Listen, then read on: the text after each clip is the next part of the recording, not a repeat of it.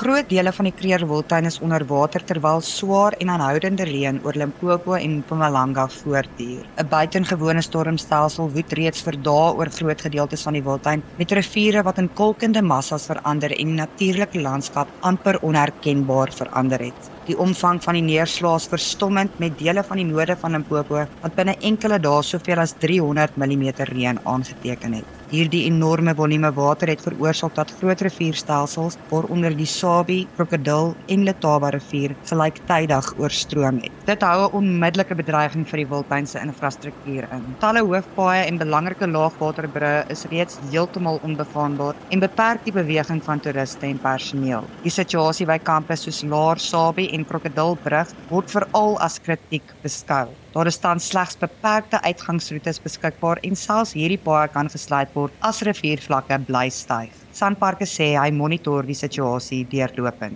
Die toenemende gevaar van oorstroomde paaie dwing besoekers egter om hul reisplanne te hersien en hulle is gewaarsku om by die streng veiligheidsmaatreëls van die owerhede te hou om hul eie veiligheid te verseker. Hou Marula Media dop om op hoogte te bly.